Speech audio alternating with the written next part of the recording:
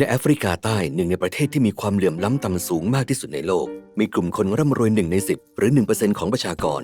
เป็นผู้ครอบครองทรัพย์สินของประเทศเกือบ 30% มากกว่าคนจน 90% ส่วนล่าง 2 เท่าความไม่เท่าเทียมในรายได้และทรัพย์สินไม่ใช่ของใหม่นักเศรษฐศาสตร์และนักประวัติศาสตร์ที่สร้างแผนภูมิความไม่เท่าเทียมทางเศรษฐกิจตลอดเวลาที่ผ่านมาไม่เคยพบสังคมใดปราศจากสิ่งนี้ซึ่งทำให้เกิดคำถามว่าเราหลีกเลี่ยงความไม่เท่าเทียมได้หรือไม่วิธีหนึ่งในการประมาณการความไม่เท่าเทียมก็คือตัวเลขที่เรียกว่าดัชนีจินีซึ่งคำนวณโดยการเปรียบเทียบการกระจายรายได้หรือความมั่งคั่งของสังคมที่มีความเท่าเทียมสมบูรณ์กับการกระจายรายได้หรือความมั่งคั่งจริงพื้นที่ของรูปทรงนี้คูณด้วย2คือดัชนีจินีค่าจินี1หมายถึงความไม่เท่าเทียมอย่างสมบูรณ์ซึ่งก็คือการที่คนเพียงคนเดียวมีทุกอย่างส่วนคนที่เหลือไม่มีอะไรเลยคุณไม่น่าจะเคยเห็นค่านี้ในชีวิตจริงเพราะทุกคนจะอดตายยกเว้นคนคนเดียวนั้นค่าดัชนีจีนี่0หมายถึงความเท่าเทียมอย่างสมบูรณ์ซึ่งก็คือการที่ทุกคนมีรายได้หรือทรัพย์สินเท่ากันแต่คุณก็ไม่น่าจะเคยเห็นค่านี้ในชีวิตจริงแม้กระทั่งในประเทศคอมมิวนิสต์เพราะข้อแรกนั่นหมายถึงทุกคนได้รับรายได้เท่ากันหมดไม่ว่าจะหนุ่มสาวสูงอายุทำงานใดก็ตามหรือที่ใดก็ตามโดยทั่วไปค่าจีนี่หลังหักภาษีในประเทศที่พัฒนาแล้วในปัจจุบันอยู่ที่ 0.3 แม้ว่าจะมีช่วงห่างตั้งแต่เกือบเท่ากันไปจนถึงไม่เท่ากันก็ตาม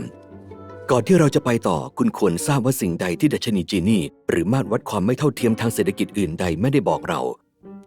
มันไม่มีข้อมูลเกี่ยวกับวิธีการกระจายรายได้หรือความมั่งคั่งแก่คนทุกเพศเชื้อชาติพื้นฐานทางการศึกษาหรือข้อมูลประชากรอื่นมันไม่ได้บอกเราว่าง่ายหรือยากเพียงใดในการหลีกหนีความจนและไม่ให้ข้อมูลเชิงลึกใดทั้งสิ้นว่าระดับความไม่เท่าเทียมในปัจจุบันของสังคมมาจากไหนความไม่เท่าเทียมทางเศรษฐกิจเกี่ยวพันอย่างลึกซึ้งกับความไม่เท่าเทียมอื่นเช่นการเลือกปฏิบัติลัทธิจักรวรรดินิยมและลัทธิอาณานิคมที่ได้สร้างอำนาจที่มีรากอย่างลึกและระดับความไม่เท่าเทียมที่สืบเนื่องมาจนถึงทุกวันนี้แต่เราก็ยังคงต้องการอย่างน้อยก็มาตรวัดคร่าวๆว่าใครมีรายได้เท่าใดในประเทศหนึ่งนั่นคือค่าที่ดัชนีจีนี่บอกเราบางประเทศมีความไม่เท่าเทียมทางเศรษฐกิจสูงกว่าประเทศอื่นมากและนั่นเป็นเพราะสัดส่วนของความไม่เท่าเทียมทางเศรษฐกิจที่สำคัญนั้นเป็นผลมาจากทางเลือกของรัฐบาลเรามาพูดคุยเรื่องทางเลือกเหล่านี้กันข้อแรกเศรษฐกิจแบบใดที่ใช้ในศตวรรษที่ 20บางประเทศได้เปลี่ยนเป็นสังคมนิยมหรือคอมมิวนิสต์ด้วยเหตุผลหลายข้อรวมถึงการลดความไม่เท่าเทียมทางเศรษฐกิจการเปลี่ยนนี้ลดความไม่เท่าเทียมทางเศรษฐกิจได้อย่างเหลือเชื่อในประเทศที่ไม่ใช่ทุนนิยมที่ใหญ่ที่สุด2ประเทศจีนและรัสเซียโดยเฉพาะรัสเซียแต่เศรษฐกิจของประเทศทั้งสองนี้ไม่ได้เจริญรุ่งเรืองเท่ากับเศรษฐกิจของประเทศชั้นนำของโลกจริงอยู่ที่คนทั่วไปมีรายได้พอๆกับเพื่อนบ้านของตนแต่นั่นก็ไม่ส่งผลใดมากนักปัญหานี้และปัญหาอื่นอีกหลายข้อทำให้รัสเซียล่มสลายในปี 1991 ส่วนจีนนั้นเพื่อให้เศรษฐกิจเติบโตอย่างรวดเร็วก็ได้เปลี่ยนระบบเศรษฐกิจเป็นระบบทุนนิยมเริ่มตั้งแต่ปีปลายทศวรรษ 1970 ส่วนประเทศระบบทุนนิยมทั้งหลายประเทศเหล่านี้เลือกลดความไม่เท่าเทียมทางเศรษฐกิจได้หรือไม่ได้เพราะประเด็นสำคัญของระบบทุนนิยมคือการสะสมเหรียญทองให้มากพอเพื่อจะได้นอนกลิ้งไปมาบนกองเหรียญทองนั้นแบบสกรูจแมคดักดูเหมือนจีนจะให้ตำราตัวอย่างของเรื่องนี้หลังจากที่ได้เปลี่ยนเป็นระบบทุนนิยมมากขึ้นแล้วดัชนีจีนี่ของประเทศพุ่งจาก 0.4 เป็นสูงกว่า 0.55 ขณะเดียวกันรายได้ต่อหัวต่อปีของประเทศกระโดดจาก $1,500 โดยเฉลี่ยเป็นกว่า $13,000 แต่มีตัวอย่างอื่นอีกมากที่พบว่าความไม่เท่าเทียมกันของประเทศทุนนิยมนั้นคงที่หรือลดลงฝรั่งเศสสามารถรักษาดัชนีจีนี่ของประเทศไว้ที่ต่ำกว่า 0.32 นับตั้งแต่ปี 1979 ค่าจีนี่ของไอร์แลนด์มีแนวโน้มลดลงเป็นส่วนใหญ่นับตั้งแต่ปี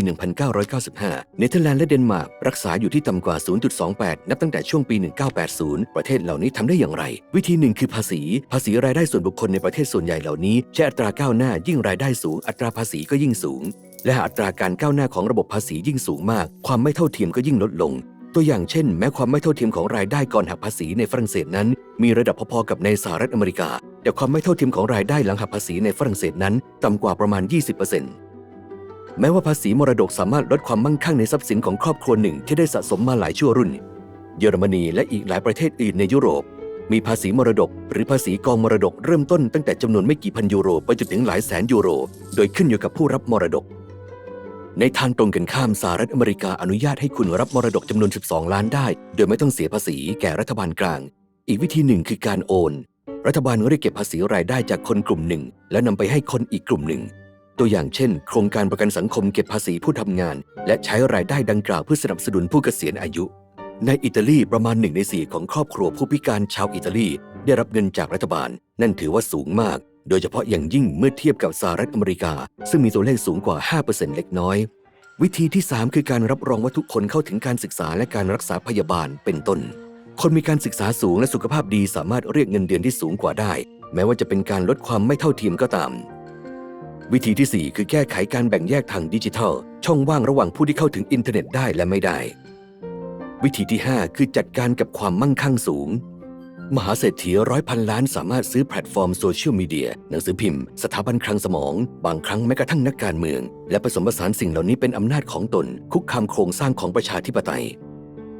เราได้กล่าวถึงเพียงแค่พื้นผิวของความไม่เท่าเทียมเท่านั้นเรายังไม่ได้แตะต้องความแตกแยกอย่างรุนแรงในผู้ที่มั่งคั่งและไม่มั่งคั่งโครงสร้างอำนาจที่กีดกั้นการเคลื่อนไหวทางสังคมและเศรษฐกิจและความไม่เท่าเทียมอย่างรุนแรงระหว่างแต่ละประเทศนั่นคือความจริง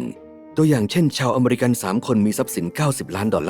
ซึ่งมากกว่าอียิปต์ประเทศที่มีประชากร100 ล้านคน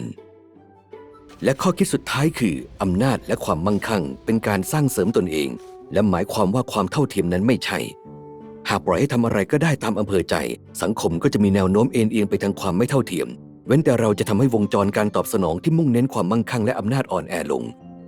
ระบบทุนนิยมช่วยการปรับเปลี่ยนนี้ได้หรือไม่หรือว่าพื้นฐานนี้ได้ถูกทำลายแล้วค้นหาคำตอบข้อนี้ในวิดีโอนี้หรือเพิ่มพูนความรู้ความเข้าใจเรื่องเศรษฐกิจของคุณอย่างต่อเนื่องในช่อง YouTube ของฟอรัมเศรษฐกิจโลกพร้อมที่จะเรียนรู้ต่อกันหรือยัง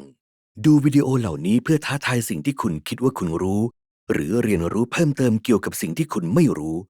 สมัครสมาชิกและใฝ่รู้อยู่เสมอ